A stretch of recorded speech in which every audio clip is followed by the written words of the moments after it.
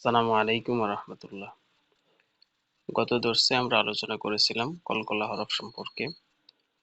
আজকে আলোচনা করব অষ্টম দর্সে তাসদীদ সম্পর্কে। আমরা দেখতে পাচ্ছি এখানে তিন দাঁতওয়ালা একটি চিহ্ন। এই চিহ্নটাকে বলা হয় তাসদীদ।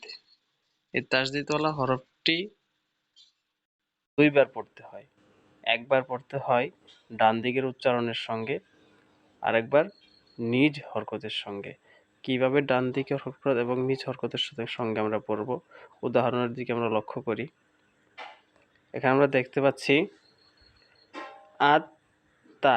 এই আত যখন বলবো, অর্থাৎ এই তাসদীদওয়ালা হরফের ডান দিকে এই হামজা থাকার কারণে, তাহলে তার সাথে মিলিয়ে আমরা একবার পড়তেছি আত। আবার তায়ের উপরে যে হরকত, এই হরকতটা আবার আমরা পড়তেছি তা, আত্তা।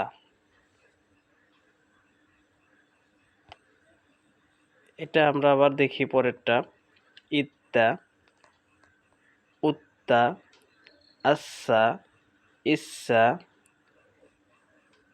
উচ্ছা। এইভাবে শব্দগুলো আমরা নির্ভুলভাবে সুন্দর করে আমরা উচ্চারণগুলি সঠিক করে এই তাসদীদের হরফগুলি আমরা পড়ে নিব। তাহলে আমাদের আর তাসদীদ সম্পর্কে আশা করা যায় কোনো প্রশ্ন থাকবে না। নিচের লাইনটা যদি আমরা এটা পড়ি, কিভাবে পড়বো এটা? নু সাব্বি, নু সাব্বি হুকা। তাহলে একসাথে মিলিয়ে পড়লে নু সাব্বি হুকা।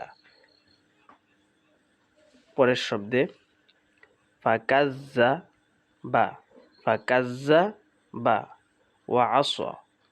তাহলে একসাথে আবার মিলিয়ে পড়ি। তাহলে তাসদীদের হরফটা ফাকাজ একবার হয়েছে, আবার হচ্ছে জালটা, আবার জবরটা পড়া হবে জা, কাজ্জা। তাহলে ওয়া আসা, ফাকাজ্জাবা ওয়া আসা।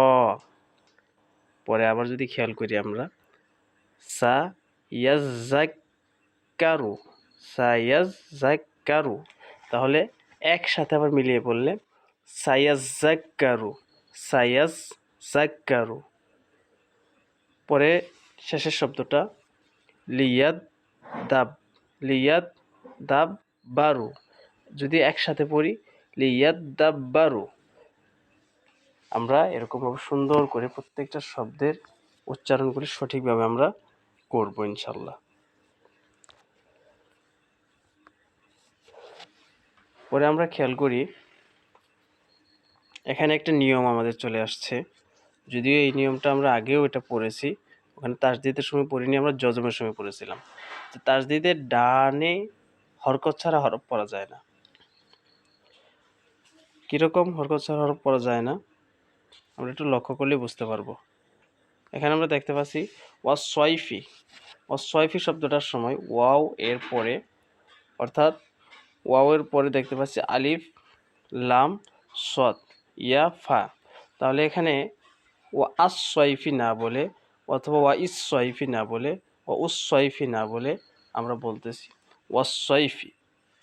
আমরা যদি দেখি যে তাসদীদের ডানে এরকম শুধু হরকত ছাড়া হরফ দেখা যায়, তাহলে এই হরফটা আমাদের লেখায় আসবে, পড়ার সময় আসবে না, ওয়াসওয়াইফি।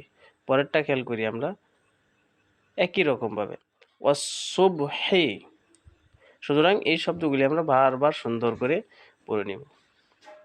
আমরা নিচে আবার লক্ষ্য করি যে তাসদীদের ডানে জজমযুক্ত হরফ পড়া যায় না।